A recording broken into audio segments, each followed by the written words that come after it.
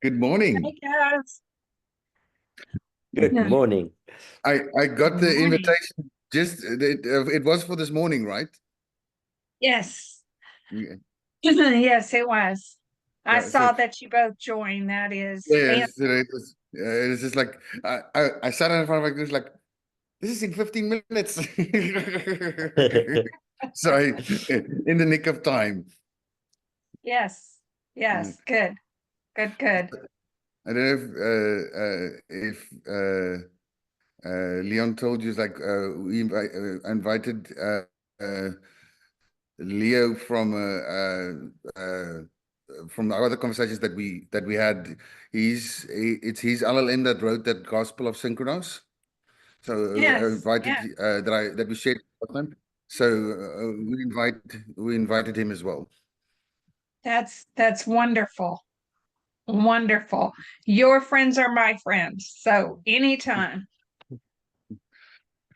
And you can use that link I sent if you want to invite them onto the website, if you feel it Oh, cool. appropriate. Yeah. We'll do. Oh, Morning, hello, Leon. Leon. Hello.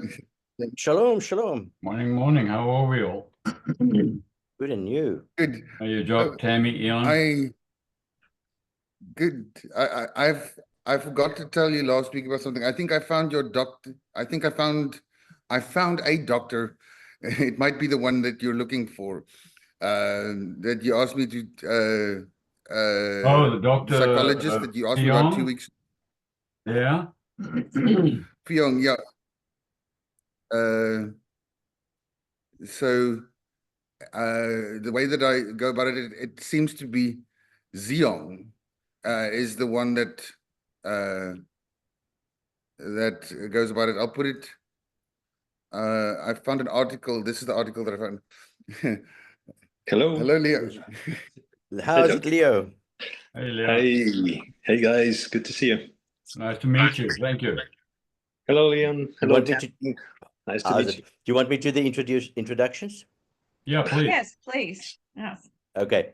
Leo or Leonard is from Finland, and you're currently in France, aren't you? Currently in France, yes. Currently in France. And Leo is a executive coach, but he's also a neuroscientist and brilliant man. We have fantastic conversations with him. And he's got an amazing background in quite a few things, but oh my goodness, we have, but he will tell you more about him. Okay. So much for the introduction. There's so much for introduction. I agree. I suddenly went blank. Sorry, Leo. No worries, no worries.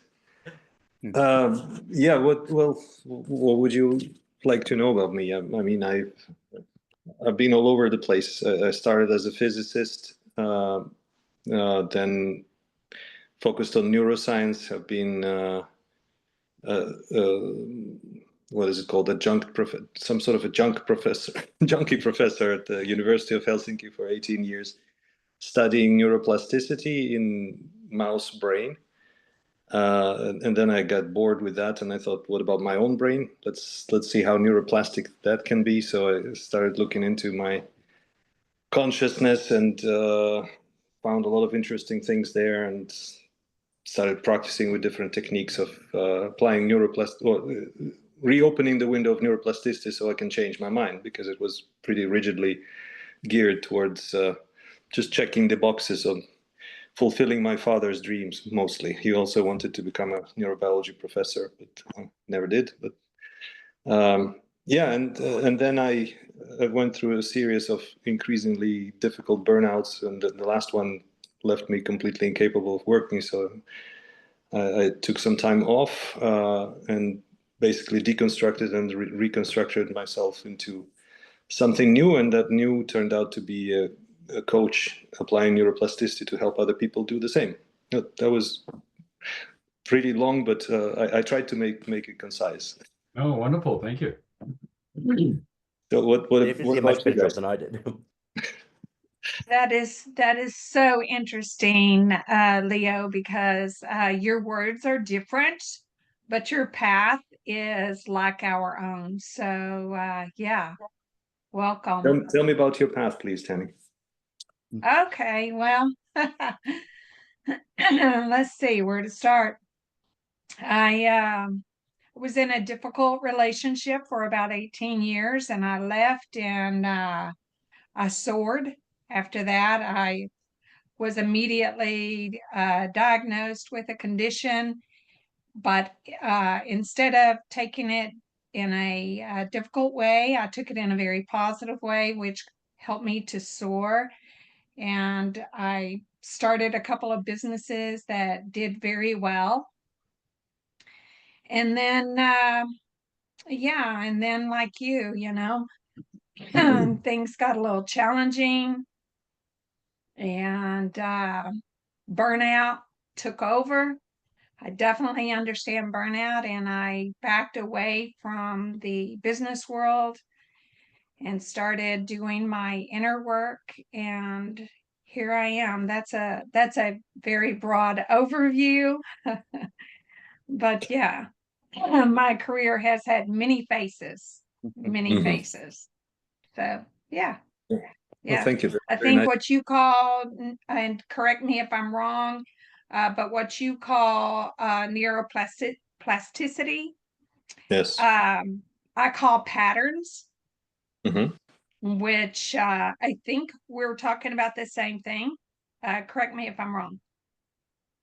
In the Um, brain or mind.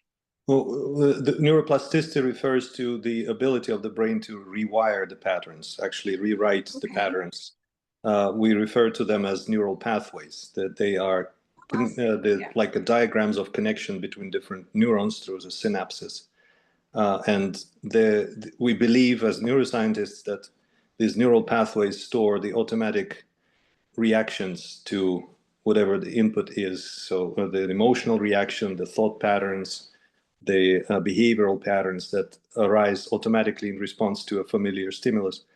And neuroplasticity is, in the first place, is a way of storing these patterns, but also when they become maladaptive or dysfunctional, or you just want to change them because you've grown up, then you can rewire some of them at least. Not all, unfortunately. Some of them are so deeply ingrained, especially those acquired in early childhood and during the puberty years, that they are impossible to fully rewire, but you can make shortcuts and kind of workarounds. Right.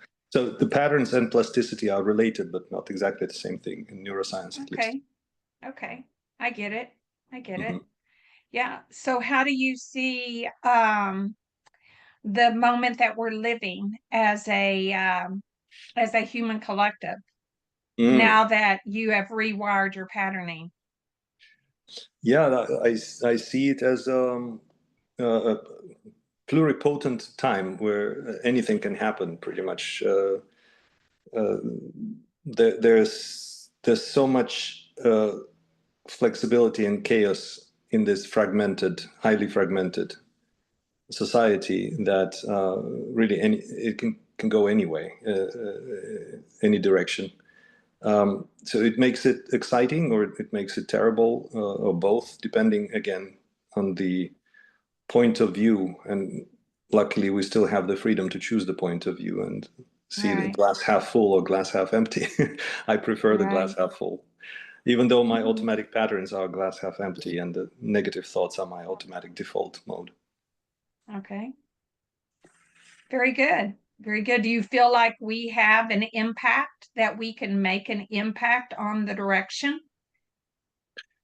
I sure hope so. And I hope that the conversation like this one, first of all, it's an open-minded conversation between curious people. And second of all, it's being digitized. I understand that there's a recording going on. So that goes into feeding the newly born God with the healthy food, as we had discussed it with Jock and Ian a lot. What's the healthy diet for the newborn God? Yes. Yes. So Very interesting. I think that's the kind of an impact that I'm trying. I've started a while ago a series of podcasts where I interview specifically distinguished scientists at their later years in a career, when they're a little bit less biased by their grants and positions at the universities. Right. They're at the stage of professor emeritus, and they're a little bit more open to say what they really think. And I, again, digitize, quantify that, and put it out there into this informational space in the hope that it will spark some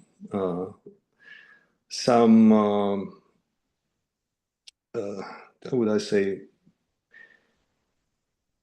maybe some shift towards a more conscious evolution. This is what I care about. I think our evolution, cultural evolution, biological evolution is kaput. We are destroying ourselves with medicine, with our lifestyle, with everything. We're basically just falling apart as biological species. But as cultural evolution, it's going so fast and in such a dangerous direction, in my opinion, that it's good to try and steer it a little bit towards a more conscious and more deliberate choices that we are making as a society, as an individual. Right. Oh, sorry. That It was would, it would be my hope that our conversations can lift us above and beyond the fear of going in a way that does not serve our greater good, and that we do have a great influence, for we are architects of where we are going. And because of our awareness, we do have an influence over the collective. So that would be my hope, that you could join us in that awareness and your influence to those who come to you. Just by their coming to you will be influenced and open up a pathway to a greater understanding of who we are.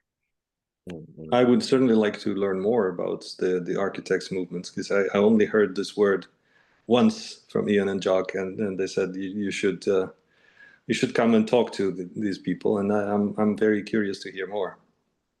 Well, good. I'm sure Leon has a lot to say. I will say this before Leon speaks, is that we all have a deep respect for our differences, recognizing that our differences encapsulates the whole. So we might express a little bit differently, but we're saying the same thing.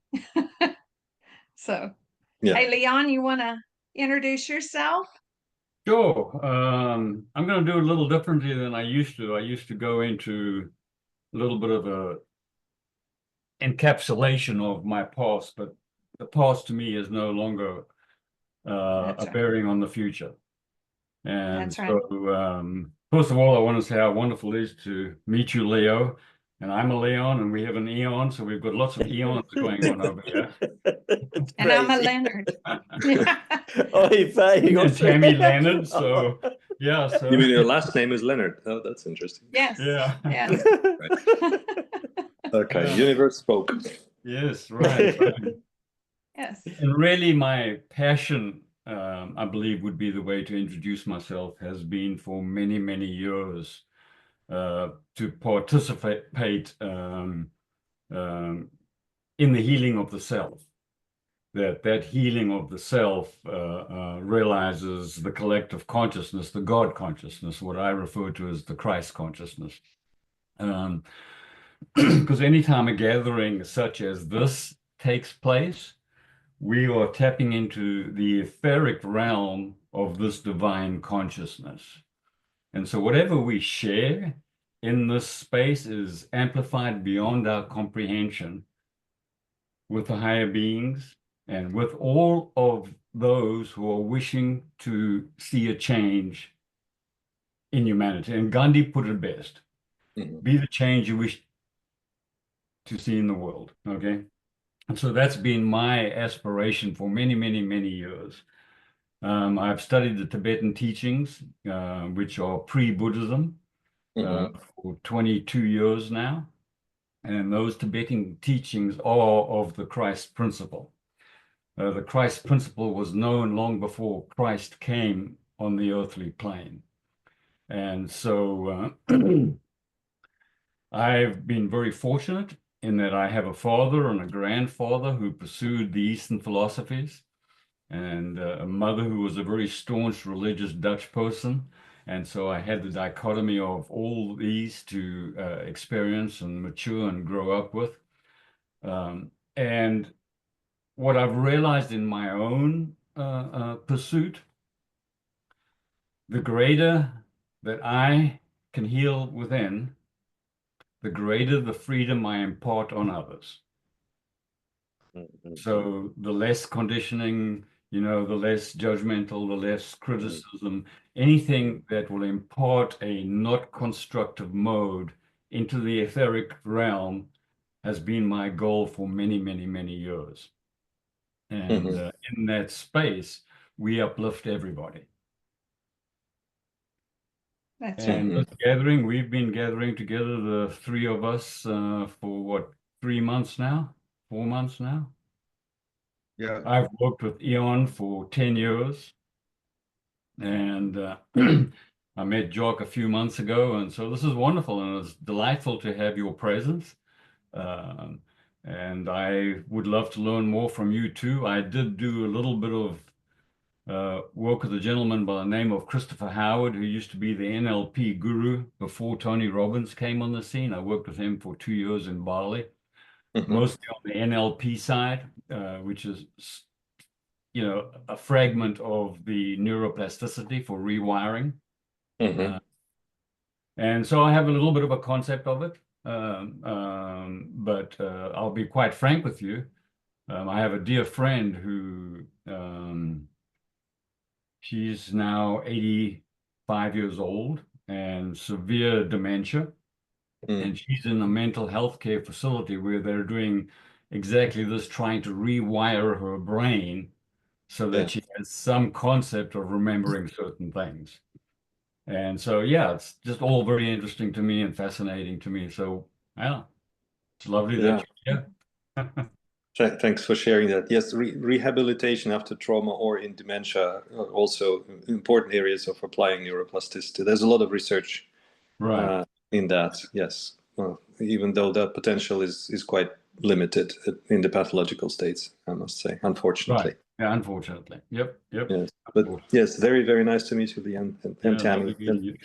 Hi, Jock. Hi, Ian. I didn't even say hello. I'm sorry, I jumped right in. No, that's perfect. That's good. That's good. I was falling in on the sort of on the conversation of change and our agents of change. Like when this morning when I joined with the imagery of the flowing water that you mentioned, on how it flows to this ultimate good goal and this higher consciousness, and it's ironically, so I've been watching.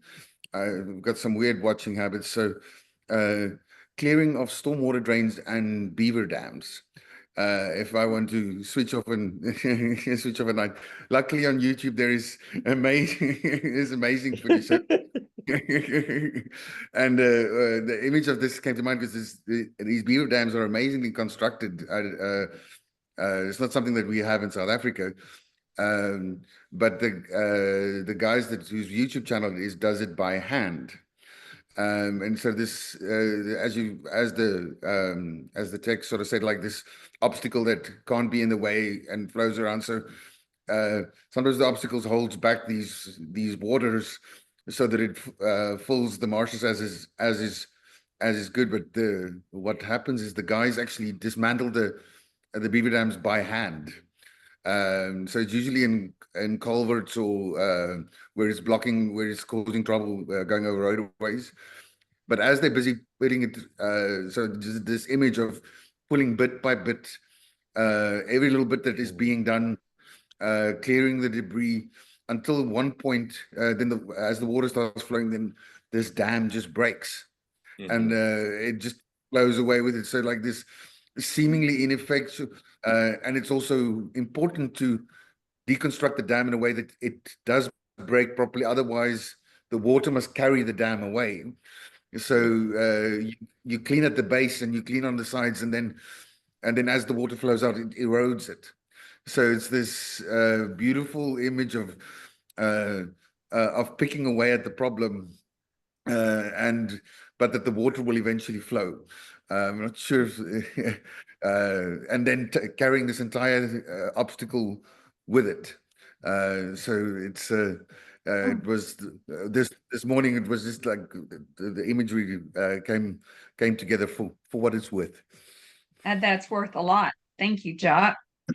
And I see that happening in our world across, all nations, that the dam has been taken apart slowly over the last, more than a decade, and maybe even longer than that, to where maybe it's flowing a little faster than what we intended, because there's a lot of debris being washed up for us to look Yes. at. But yeah, I think it's fascinating. I love your take on it, and I think it's happening before our very eyes. And if we look at the challenges out in the world and we see them in that regard, then there's nothing to fear and Yes. everything to be happy for. Yes. Yeah, And definitely. it's and the debris that's coming as one deals with it bit by bit, as I want to say, but there comes a point where the rest of it will break away and just wash underneath the current. And I think there's That's right. and as an individual, and what's also fascinating is like how quickly the beavers build back. So like if the water needs to be retained, that'll happen too. So it's yeah, like I think it's always important to remind oneself of that the echoes of what one does is not necessarily immediately apparent, but it does have ramifications, and it Yes. keeps echoing, just like Yes. the water keeps on flowing. Yes. Yes. And I do think that we are restationing as a human consciousness. If the water is consciousness, then the old matrix, being the obstacles, is crumbling. And you're right. The beavers do build back, and we will build back um, uh, on a higher level of awareness for a Yes, brand new experience.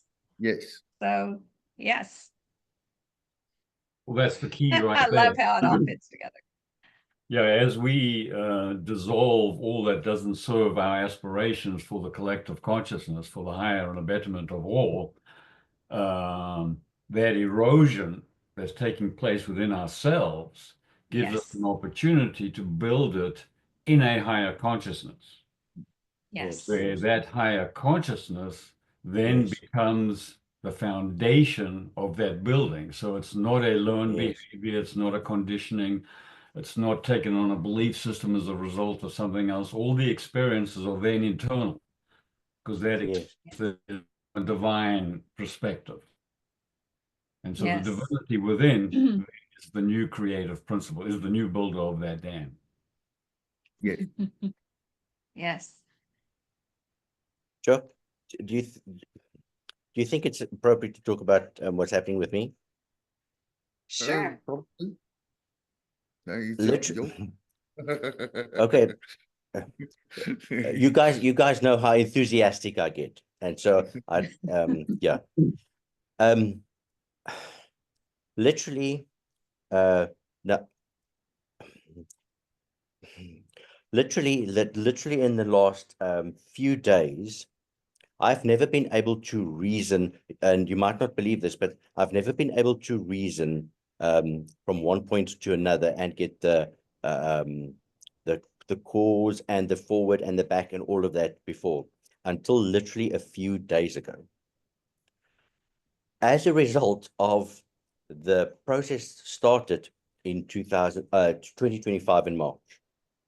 And so literally in a year, and Jock knows me very well, knowing that that there's a huge codependent aspect to my life, and I used to be the relationship in which I was before was, in fact, my husband told me to, when he was just before he passed away, he said there was somebody else that was interested in me. He said, talk to them, they will take care of you. That's how bad it was. And currently, it's like I never saw the beaver dam thing. And this morning, when I was pouring out the water into my other reservoir thingy, I was watching the water, and I realized that.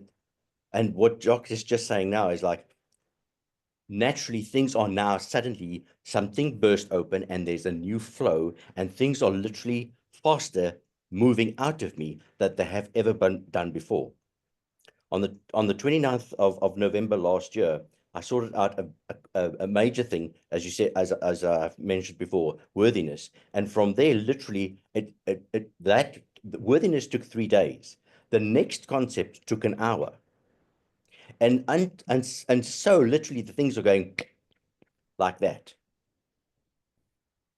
Well, that And is the divine manifestation, because when you open yourself up to that infinite potentiality without the constructs of what you've got up here, okay, you immediately are operating in an environment of that infinite potentiality because you're free.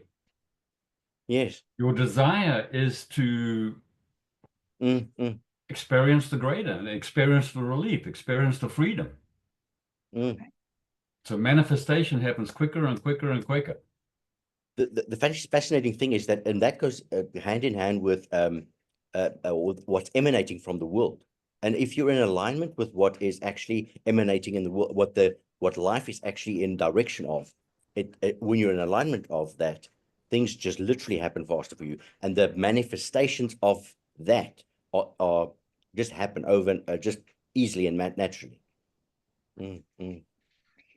I think worthiness is probably one of the first huge obstacle that when we move it out of our mind, the flow gets faster and the movement of other smaller obstacles become more apparent. We begin to see more clearly, and we give new meaning to the obstacles that confront us. So when we move unworthiness, we see an obstacle of separation. When we move separation, I mean, it flows very quickly. And from there, it's just getting our mind around worthiness, that I am worthy. I am a creator being, and everything I am looking at is a reflection of that I am. And when we can accept, when we recognize and accept responsibility, then we begin to purposely think differently about all obstacles that confront us. You know, we become conscious thinkers. Yes. That's exactly what's happening. And who's the thinker? The thinker is the creative principle. Right. Yes. And that's where the indivisibility and the inseparability is realized. That I am the thinker. The fascinating thing is, if I look at my life this morning, I was just looking in terms of language and the difference in way being Afrikaans and having spoken in English most of my life. There was an aspect of myself that I rejected Afrikaans for a large extent because I saw it as crude in one way and too basic. And I find it very difficult to lie in Afrikaans. In English, I can tell a story. My father never lied in Afrikaans. He could always tell a funny joke or a funny story. But in English, good Lord, you could, oy vey. But so it's easy to lie for me in English. And so as I and this just happened this morning. So as I started realizing, but Afrikaans gives me the opportunity to actually not only slow down, but also to mean what I say. the impact I could literally feel in my head as the language, another language took over. It's so the question would be, is that a valid example of neuroplasticity, Leo?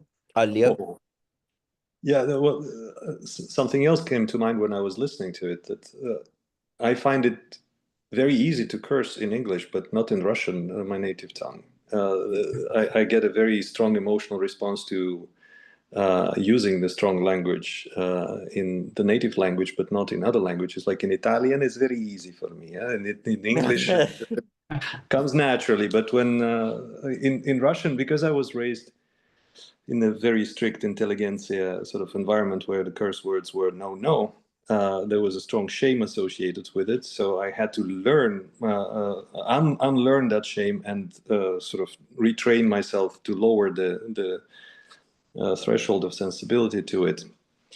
And I think it is somewhat related to what you described in terms of not being able to lie in one of the two languages that you speak, but having the freedom of storytelling and bending narratives, and don't let the truth stand in the way of a good story when you speak English. Yeah, well, does it have to do anything? Well, everything is neuroplasticity, if you ask me, because I'm a neuroplasticity coach, right? So I'm biased in that sense.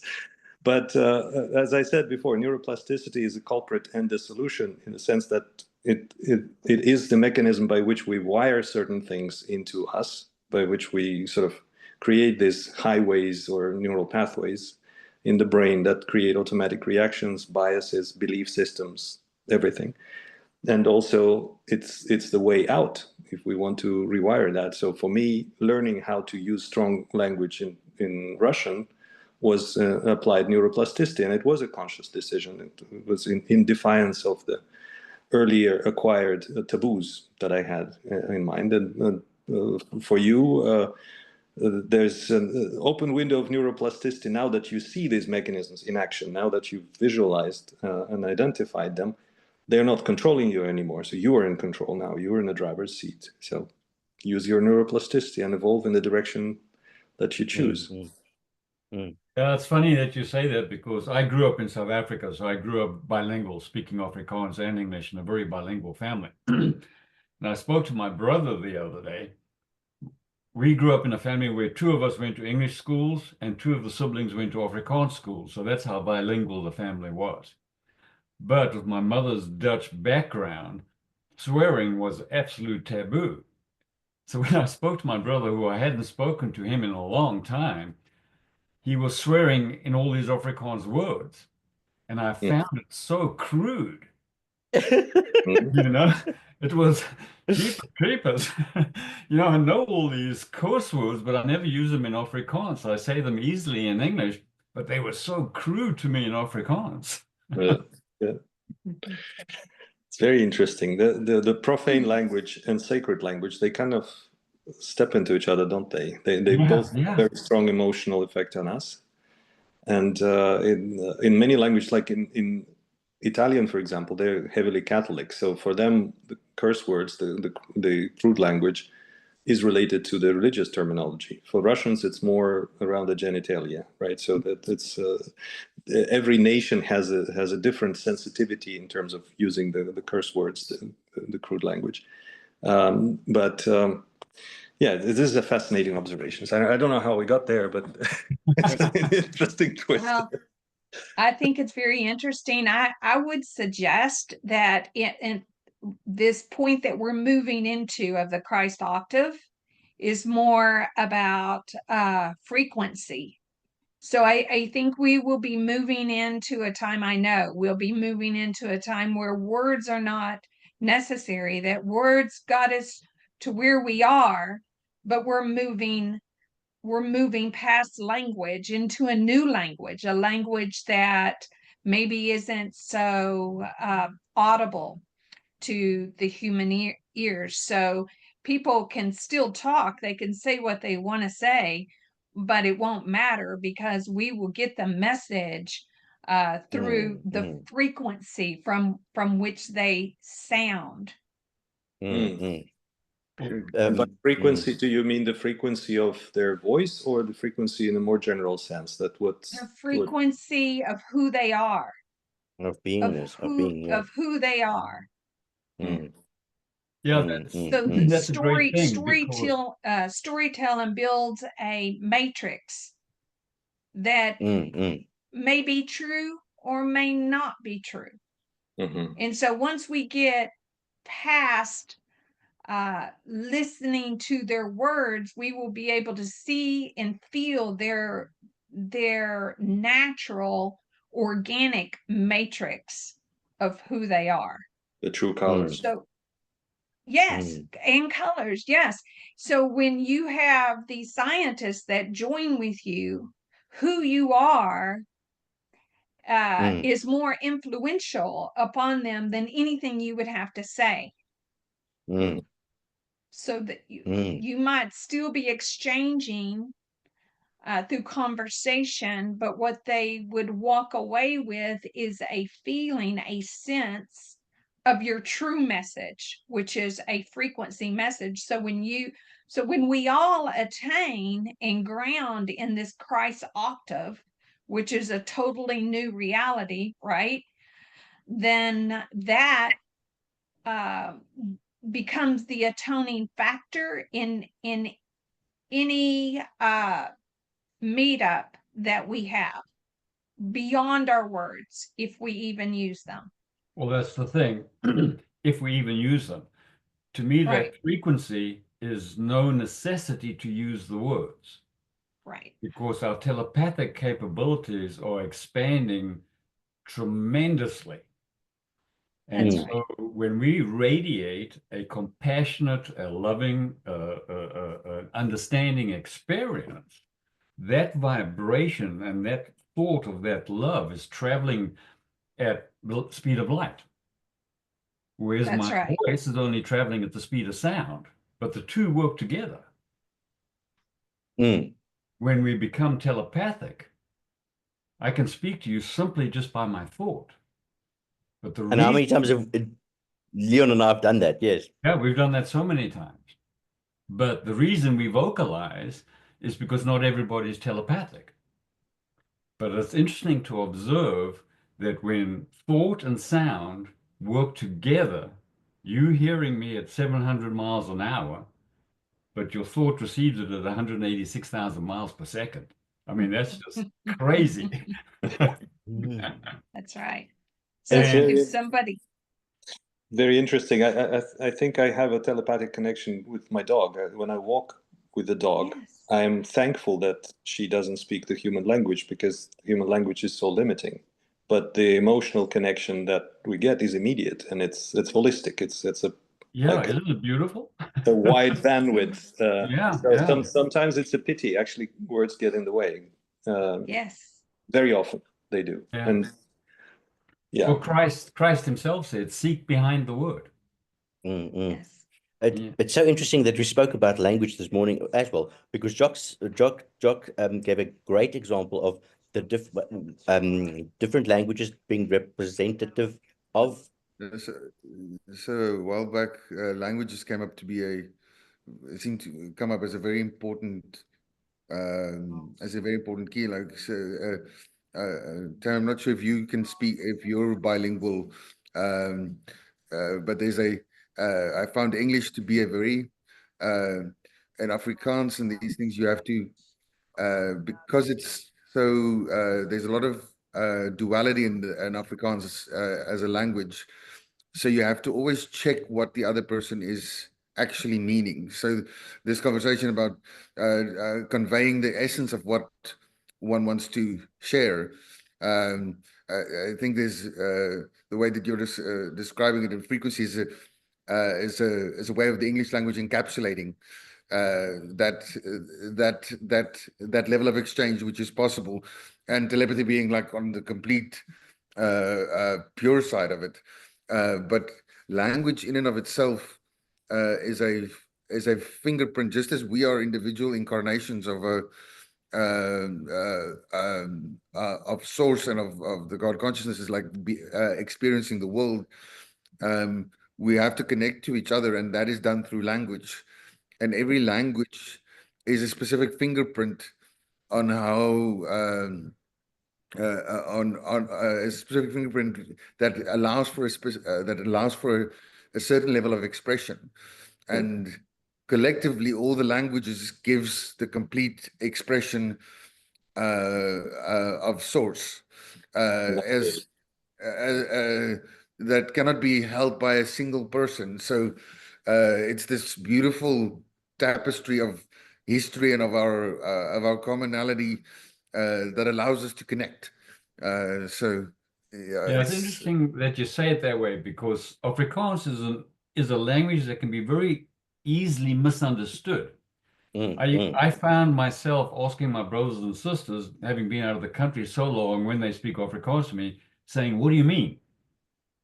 Because there's potentially 3 interpretations of what they're saying. Please specify your terms. Yeah. Yes. It reminds So me in a little English, bit of. Yeah, go ahead, Ian. Yeah. No, carry you on. No, it just reminded me of the game that we were playing before. What do you think you're talking about when you talk about something? And it applies to every language, because everyone has different associations with a word, with a concept, especially when we talk about. That's why I keep asking questions, Tammy, like, what do you mean by frequency? What do you think you're talking about when you talk about frequency or Christ octave? These are huge portmanteau sort of words that evoke completely different associations in me as a being than they do in you, or there would be no 2 people in the world, individuals in the world, who would have the same associations with. And I have lots of other questions on the vocabulary after watching your video that Chuck shared with me, like the med beds and all the new words for me that I was like, oh, what do they mean when they're talking about this? So we developed a little AI assisted tool for psychology and sociology to help people understand each other by actually, before starting a conversation like we're having now, by answering these simple questions. What do we mean when we talk about consciousness? What do we think we're talking about, or do I think, because there's no we in that, we all mean different things. What do I think I'm talking about when I talk about neuroplasticity, for example? It would be very interesting to play this game before starting this conversation. Maybe next time we can do that. Yes. But that, I think it's a very important question, both for self-awareness, understanding how my thought patterns work, and also understanding who's at the table of the panel conversation that we're having. What do they bring to this mosaic, which is still incomplete, but at least when we piece our understandings together, we get a little bit closer to the source, which is infinitely unexpressible in words. Yes. But the interesting thing that what you're saying, Leo, is when we piece together our understandings. An understanding is an idea or an ideal. Yes. Okay, that's taken up in the brain. And that's all it is. And so each of us interpret that differently. I mean, it's like, for example, if you look at the political system, the Democrats in this country and the Republicans, okay, 2 ideals. And those ideals never will find peace. Because there's separation in the ideal. Well, they're designed as 2 halves of the ideal, aren't they? That's what the bipolar schizophrenia, bipartisan system. That's what it is designed to. So true. And so the reason I bring that up is because from the Tibetan perspective, we want to free ourselves from all the ideals and allow the conscious realization in that expansive state to be the reality. Now, when I use the word reality, I'm referring to that which is beyond the concept of the mind, beyond understanding, beyond interpretation. Whereas if you ask everybody the question in the world, what's reality to you? They, well, my life, my dog. That from the Tibetan perspective that is the effect of reality. That's only the effect. What the creative principle is reality. Hmm. That's the only reason I introduced that. That's wonderful. Sorry. What's interesting and what makes Jock so sorry guys, what makes Jock so interesting in this regard is that he and this is what makes everybody so interesting is that we each have an idea. There's a difference between finding out what is reality story and what is my fantasy about it. And that's the way the Jock sees the world. That's why he can see the world so differently. It's because he does not care about his interpretation of it. He wants to actually see what does reality say about what's happening. And that's where true manifestation also comes in, because then you're allowing reality to tell me what direction I'm going into. Now we do goal setting in an opposite direction of what I want to have a Ferrari, and you're driving a Beetle. The reality is in a specific direction, and I'm not saying that the Ferrari or the Beetle is. That's not what I'm saying. But reality is pointing you in a specific direction, and soon if you flow with that, you will actually reach the outcome. If you, however, then go completely opposite direction, you're actually working against reality to that doesn't actually align with what you're supposed to be doing or where you're supposed to be going, if that makes sense. And so many times we have our own fantasy idea of reality, where reality has its own agenda, if that makes sense, or life more than reality. Life has got its own story, and unless we can actually listen and find out what life's story is, we're going to miss the mark the whole time. Mm. Thing is, can any of us define God? Can any of us define life? Can any of us define any of that? Can any of us define this expansive universe that is so out there that we can't even conceptualize beyond our own galaxy, let alone the fact that they're saying that there's now trillions and trillions and trillions of galaxies? Mm-hmm. You know, and so we absolutely have no concept of the omnipotent, omniscient, omnipresent nature of God. Which is why I'm so curious about the whole project of architects. How can we even aspire to design or construct anything if we only have our limited perspectives? Yes, each one of us is an aspect and a kind of a speck of that universal consciousness, which I believe is a good working model, although it's just a story, just anything else expressed in words or in any other means. But what is this architect project about? Are we observing what's happening and trying to participate in it, or do we have, or you guys have an aspiration of actually designing it? I'm very curious and completely open-minded. Tammy, you go first because I have something to say on that. Okay. I would say if we take in everything that we just discussed about ideals and the polarization of such, as we ascend in consciousness to that Christ octave, which is a 0 point. It's like the point in between the polarized fields. And we become that point. We lose our self-identity, my individualized self. Right. I no longer require that because I'm no longer observing the ideals. Now I see them and I see the differences between them, but I have no judgment. Mm-hmm. And so it is in that 0 point field of allowance and accepting and unconditional love that the sun shines on all. And so the more that meet in that 0 point, even though, because the all is that I am. So you are all part of that I am. And I am part of that Right. you are. So when we meet in the 0 point, receiving all as it is without the desire to change it, just to allow it, what we're doing is atoning it to the frequency of that 0 point octave. And this happens, I believe this happens naturally, individually, and as an ascended, because everybody can find what they call a 0 point within their awareness. But for me, in my path, there has been still certain judgments. So my 0 point was kind of leaning. So our work is to get it, and this is what this means. Right and left. That's fascinating. Would it be fair to say that what you're talking about is selflessness or egolessness? Lack of perspective, lack of preference?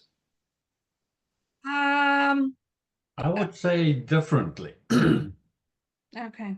I would say freedom from the conceptualization of anything that we know. Yes. Because we can only operate in the self on what we know. We've got to learn to free ourselves from the concepts of what we've constructed as the conditioning or a belief system, so that we can be the perfect conduits for the expression of the intelligence that's within us. That's beautiful. I read a thick, very thick book, thicker than the Bible. It's called The Book of Not Knowing. Ralston, I think, was the last name of the guy. Jesus, it was profound, because he was going in circles and circles and deeper and Yes. just dismantling. And for me as a scientist to read that was really life-changing.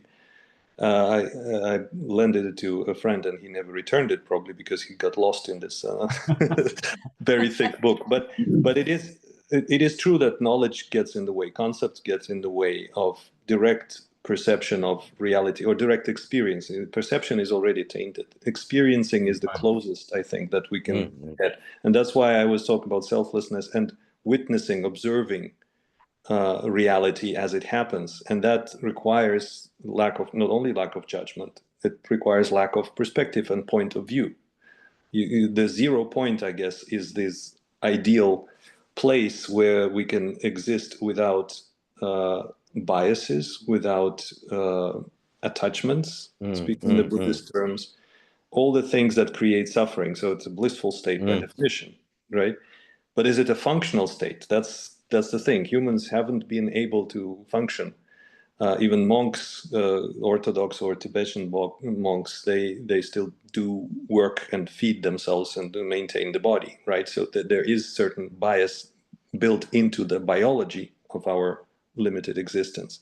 So I'm really curious of how you define, or at least point in the direction of that 0 point Christ octave, where everything is just love and no judgment and no fear, if I understand it correctly. Well, that 0 point, I refer to it as point. I don't refer to it as 0 point, because there cannot be zero in my understanding. It is all God. So, so that point perspective is going to be realized by everybody individually, relative to where we are in our understanding and our aspiration to free ourselves, so that we can be these perfect conduits for the expression of the divine within us. And how do we come about that? How do we go about that? I can't tell you what truth is. I can't tell you, what reality is, because it's simply inexplicable, okay? But I know that it is. Yep. Know that it is. Because we've each are given experiences, those aha moments, those euphoric, profound realizations, when we can't explain it, but we know that it is. And it's those cumulative moments that grow into the epiphany of the Divine Mother, the Divine Father, in that expression through the individual. Yeah. And to allow that to occur requires one, and the Tibetans use 2 words: simply listen and observe. Because if you can truly observe And you said it yourself, Leo, you can truly observe without judgment, criticism, or even an interpretation. Mhm. We use the word discernment, and discernment is not an intellectualized thing. Discernment is a feeling from the heart. Okay, so anytime we intellectualize an experience, we've just limited the experience. And it takes a lot of training not to intellectualize an experience, because some of those experiences were so euphoric and profound. I was telling these folks last week, I used to journal all my experiences. Why? Because I wanted to relive that, Mhm. you know, which is Yeah. silly. Yeah, it's like trying to enter the same river twice, isn't it? Exactly. There's no Yeah. same river, there's no same you. Right. And so let the Yes. new experience unfold in its perpetual state. Speaking of languages, in Russian language is full of hints towards the meaning that is kind of lost in the language, because it's used, the words are used so often. The word istina, which is the truth, has the same root as the word есть, which is to be. Truth is what is. It's hidden in the plain view. And when I noticed that, I was really blown away. It is something that is, and you know it is, but you can't describe it, because as soon as you start describing it or rationalizing or conceptualizing it, even for yourself, you're already telling a story about the reality. You're not Right. experiencing reality anymore. So That's science is Yeah. doomed, language is doomed, all technology is doomed in that sense, that it lags behind, because the reality can only be experienced in the present moment and nowhere else. Moment, yes. Yeah. Like, I think a good way to look at that is, and I love what you just said, Leo, is that if we think of ourselves as, for lack of a better way of explaining it, the artist, and the world is our canvas, and we're always painting. We're always painting. So it's, what do we want to paint? Right. Like I can't, I personally cannot define the future and have no desire to, but I know it feels good. I call it the glorious day, which is not only the future, but it's this present moment, because the future is this present moment. So I stay in the glorious day. And another word for 0 point would be heaven. It's a point of awareness that I am the painter, and the world that I'm looking at is my canvas. I am the potter, right? And the clay is what I make of it. Interesting. I can tell the same story, but completely reversing it. I am the canvas onto which the creator is painting a story, and both would be true and both would be false, right? Because they're just stories. Well, the Bible states it as I am that I am. Right. So I am the painter, I am the canvas. Yeah. Because the canvas being that I am. And that's the beauty of the fluidity of identification, right? We have so many different identities now, and genders and all that. But that is all within the domain of concepts. But you can also identify yourself with a higher being, or you can identify yourself with a cell or synapse in your brain. You consciously can travel a different level in this fractal nested reality.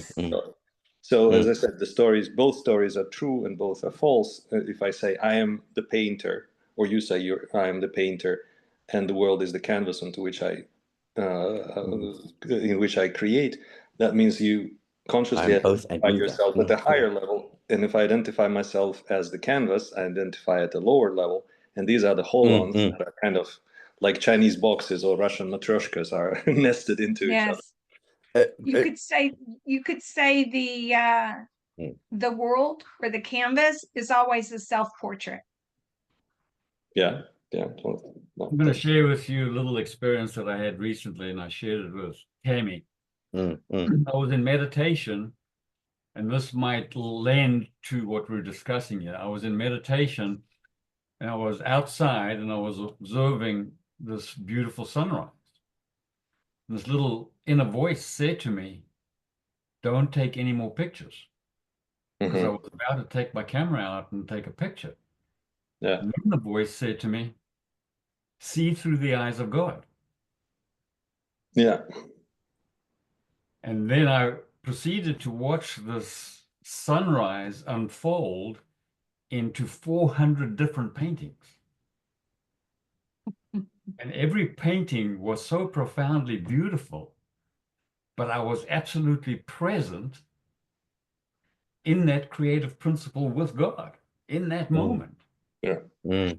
Whereas if you captured one picture, that would be one painting that is that's it, right? And it remains as a record in the human realm, but not with the eyes of God anymore. Yeah, it's that thing becomes nothing but a memory. Yeah, exactly. My memory is now 400 paintings. Even though I've observed it in the present and I lived it in the present, it's still now relegated to my memory. And so it's no longer the present. But I found it truly fascinating with that inner voice telling me, no more pictures, take no more pictures, just see everything through the eyes of God. Yes, beautiful. Yeah, it was lovely. Can I ask you about the other terms and concepts that I heard in that video, like Arcturians, for example? I have no clue. I mean, I read a little bit on the internet, but I want your take on that. Yes, Jan. Sorry, so the spelling for that is ARC, Arcturians. They're not because I also spelled it as Octurians, and that didn't make sense. It's Arcturians. Arcturians. Yeah. ARC, Arc. Yeah, Arcturians. Not act. Okay, all right. Arcturians. So what are we talking about when we talk about Arcturians? Well, I think there's two ways to view it always, right? One of them is it's a star system, which this is like a galactic tale, a story. So a star system whose DNA we house as part of who that we are. Another way. Sorry, just to clarify, as a scientist, is it a carbon-based DNA, like with the amino acid residues, or is it a metaphorically speaking DNA? I would say it's a bit of both. So, because it's DNA, it does factor into the human vessel, but because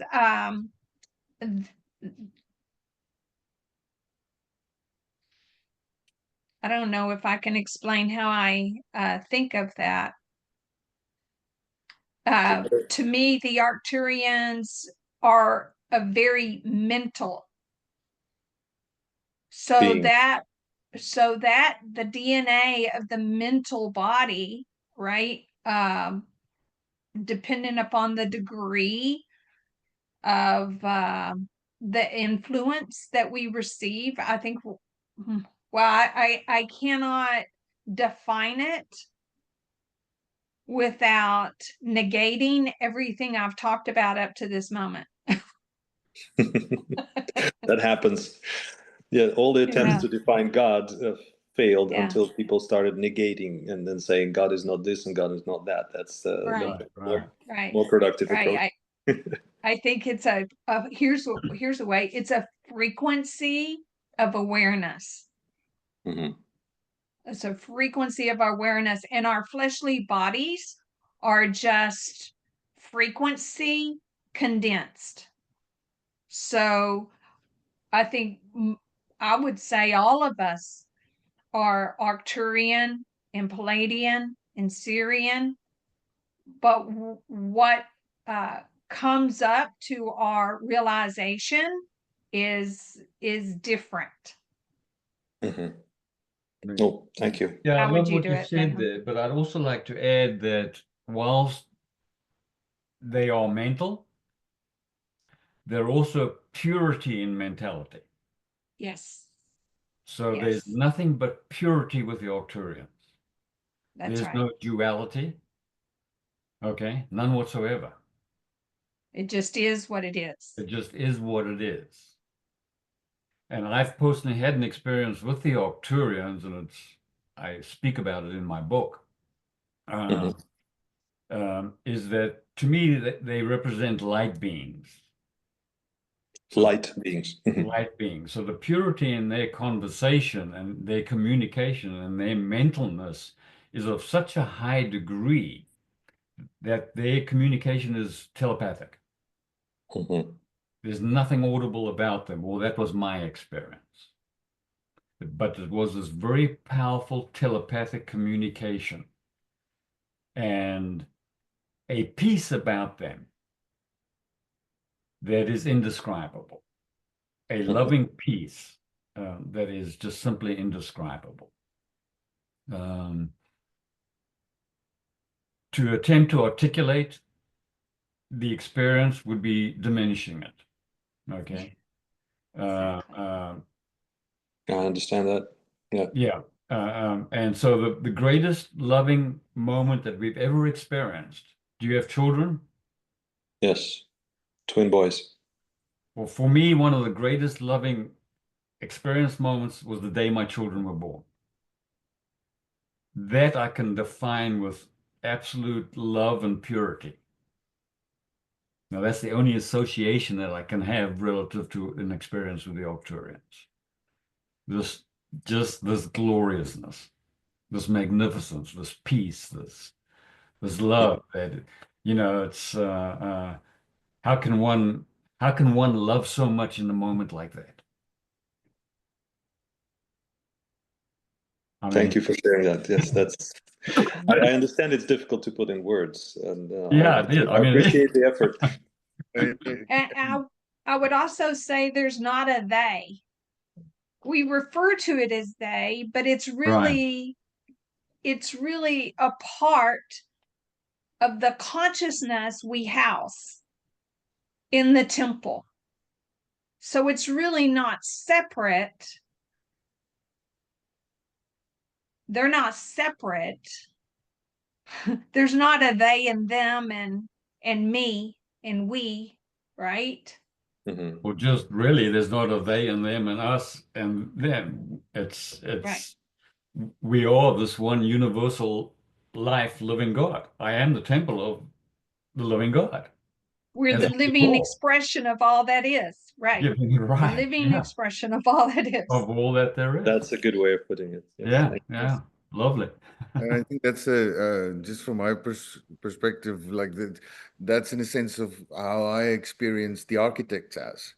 And like there's just as there's the polarity between the Democrats and the Republicans, like these juxtaposition, like where one puts the Christ octave or the Arcturians relative to our physical material experience as embodied in matter with all the stuff that goes with it. There's a place in the middle of that where one fluctuates between the two, and one has a choice where to go to. And I mean, like there's without the ideals, without the concepts of what is possible on the other side, one doesn't have the option to adjust course to happiness. This is the same way that death is a necessary precursor of life, because death needed to be there before. Death is better than non-existence. So, but because death exists, one can say not that, and that brings life. You can't not saying not the void or not non-existence doesn't come to life. Not dead is alive. So it's in this juxtaposition that that allows us to find expression to it. And in this conversation, especially specifically in the conversations that we've had, it's amazing to have to come to a place where those juxtapositions are articulated, where one can orient oneself in. And I mean, like in that orientation of oneself brings with it a new way of articulating yourself from the moment that before that wouldn't have been possible had I not been here. So it's if if that makes sense.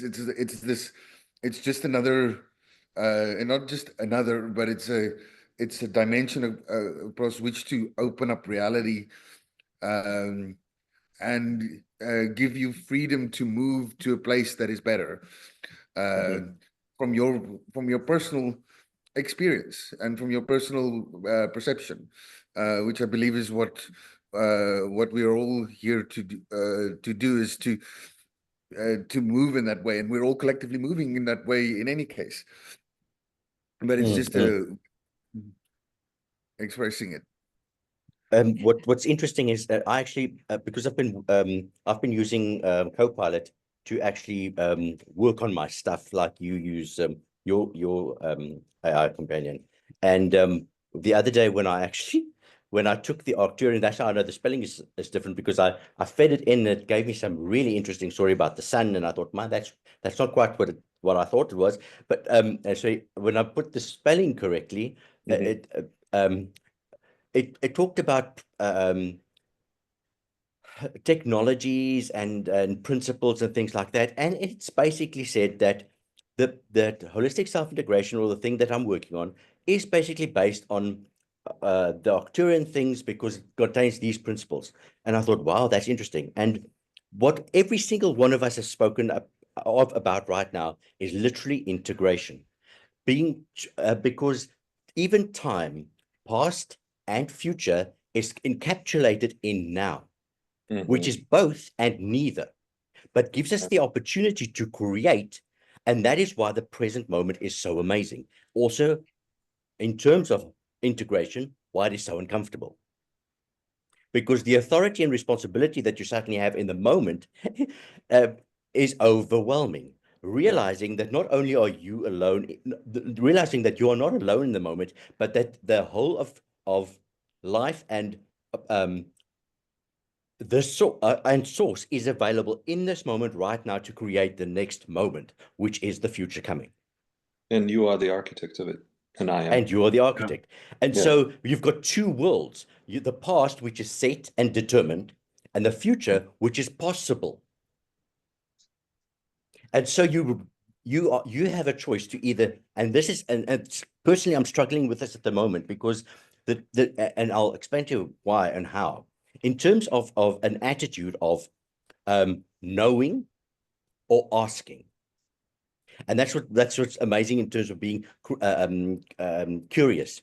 When you believe you already know, you're in the past, and then you say something. Doesn't really matter what the evidence presents. You will interpret what you see as in the past and have it totally incorrect. However, if you are curious and ask what is happening, because the past always repeats itself unless you change it in the now. And when you are curious as to what is taking place, and this is why I'm saying asking what reality is, or life is actually emanating, and what life is actually wanting to express. And that is why I am the Alpha and the Omega. In other words, I come from the sea, I will go back to the sea in terms of the water. So water is the sea always, because the rain that falls in the mountains is the same rain that's part of the ocean that is being evaporated, that falls right there. And so in the imagery of integration is a centaur with a bow and arrow, the body of an animal, the body of a man, and the head of a man with a bow and arrow. In other words, the ability to actually give direction to something. Right. Set the spectrum and define the direction. That's fascinating. So Arcturians define the upward direction on that spectrum, but the upward doesn't exist without downward. What is the downward of the opposite of Arcturians? It cannot be an opposite.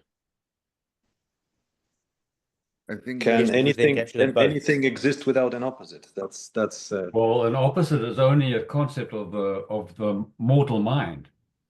Right. Is there anything opposite to God? With God. It's all God. You could say the opposite is the shadow. Is the shadow. That would then again still be a construct in the mind of man. That's So creating a story about an opposite. Could we The say that opposite is not true. the story in the mind of man is the opposite of Arcturians then? What's just a But story? but it's the same story that narrates the Octurians themselves. The thing is, if you Both uh, can either. if Level you with what is great about language is one has the ability to take perpendicular tangents. Uh-huh. So Add a one dimension. yes, the Arcturians is a good example of a higher dimensional concept that doesn't necessarily have to have its polarized. negation it would be possible to define its negative, but it's not necessarily necessary for the benefits of the concept of the Arcturians and the Arcturians themselves, the existence thereof, to be had or to be experienced in the present moment. So you can create the life and the potential and the future and the reality in which it exists without necessarily experiencing its negative or its negative existing. Just as because the ultimate negative would be the void, the existence of nothing that we came out of which life came. So depending on how you Emanation of God. how you perpendicular yourself out of it, all these concepts that we use in languages are the space in which we've built out existence for us to experience it. So it's The fact, May I? sorry, Go ahead. the fascinating thing is, and this is what we come back to, the present of now, and Christians think that God is light. Satanists believe God is the devil. The thing is, when you study high magic or ritual magic, you realize that God is neither light nor darkness, but both. And again, yeah, exactly. And so, because you cannot command the darkness from the light, because they cancel each other out. You have to be both and none of them in order to be able to do that. And that is why the now gives us the ability to create anything we want, and we choose where we're going. Amen. But part of that going is emanating in terms of life is already going in a certain direction. We can either choose to go with it or we can choose to go against it. Up to us. The difference is life is going there. Whether you flowing with us or not flowing with us, flowing in the river or not flowing in the river, your choice, but you're going down river anyway. Yeah. Someone has defined ego as a resistance to the flow. I think that's a beautiful definition. That And that's why is egolessness is what comes to mind when you talk about Arcturians and you talk about light, and the absence of resistance to the flow, the full acceptance, the mere witnessing and becoming the flow, merging with the flow, disappearing as a self, as a separate self, and becoming the big self, for lack of a we can't talk about absolutes without using relative terms. That's the right. problem of language. Exactly. Yeah. Exactly. In fact, everything we discuss here makes it relative. Yeah. The funny thing is, and so I wanted to ask you a question. When you raised what is the opposite, may I ask you what drove that question? Exactly the kind of thinking. Is it an absolute? Is it a pointer towards an absolute thing or an absolute something, or is it still within the realm of relative, which would require to have an opposite in order to exist, right? Because everything in the realm of relativity. Yeah, well, from quantum physics, if we borrow the analogy, the field of possibilities, the quantum field of where everything is possible but nothing is actual, everything can be but nothing is, that's an absolute, because it encompasses all possibilities and potentially all actualities. But as soon as there's a conscious observer, the field collapses to specific particles, and they always come in pairs: matter and antimatter, proton and electron, they define each other because they divide out of nothingness into two halves of the spectrum. And I was wondering, when Jock said, yes, we're adding a dimension in a sense, right? You go perpendicular. So we're not in the spectrum of good and bad, for example. Let's go at 90 degrees. But are we going one direction at 90 degrees or in two directions, right? Are we creating one hemisphere in that or two hemispheres in that new dimension? And in creating the two opposites, we still remain in the domain of relativity, relative, right?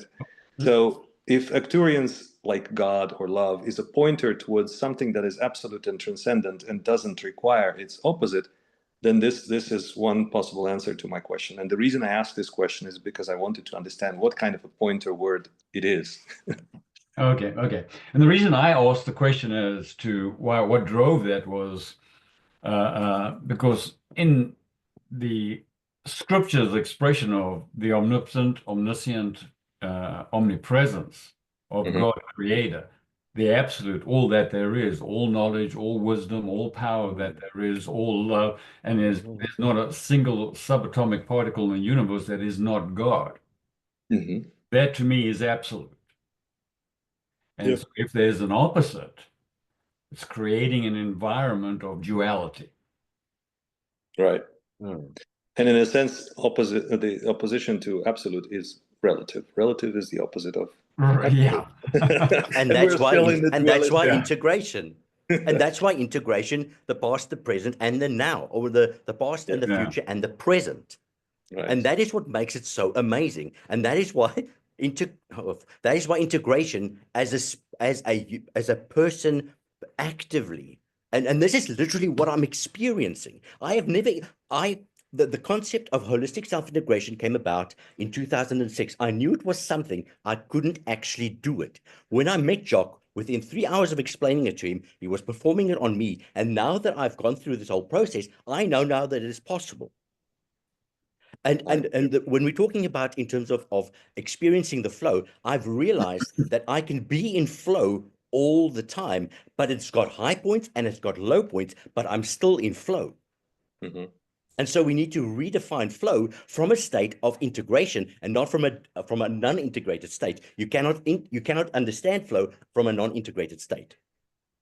I have something for you. I'm sorry, this is getting it's getting exciting.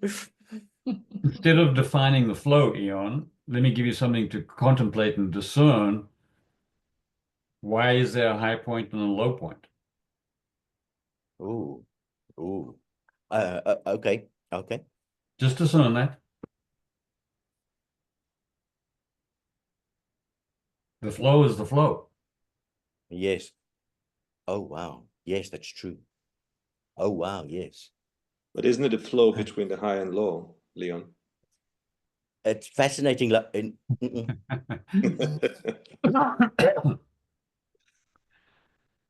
The low points would sort of be like a diving board to take you For me, higher. a low point is So nothing negative.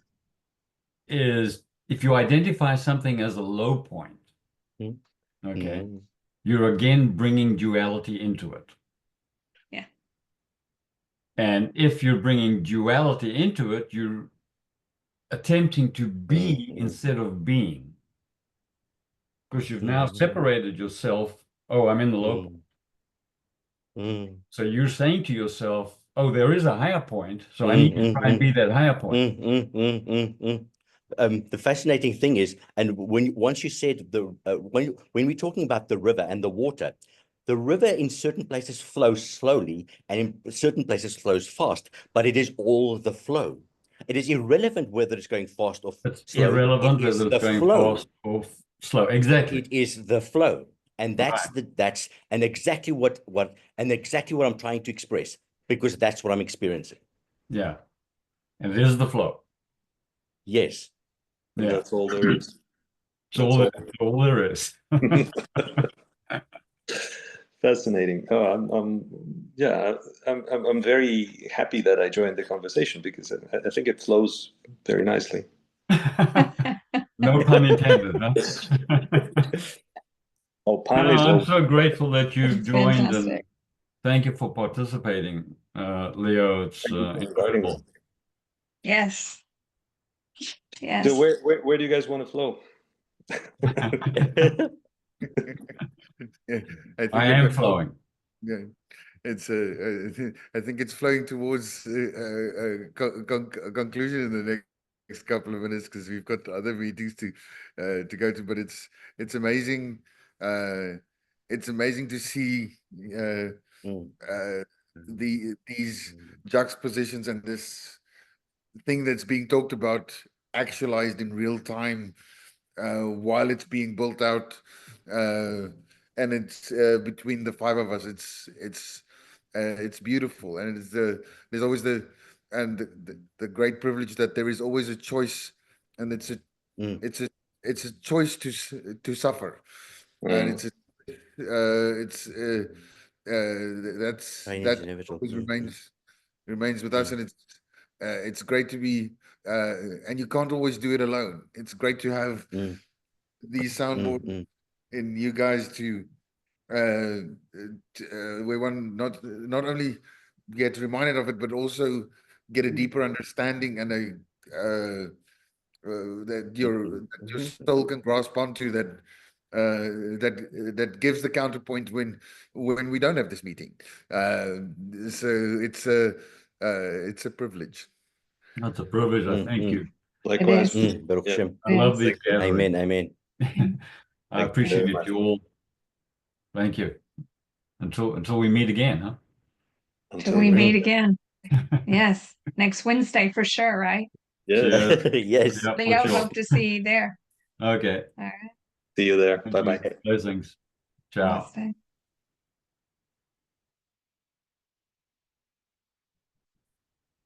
Bye, Jock. Hi, sorry, I'm trying to get my leave meeting. Have a good day. You too.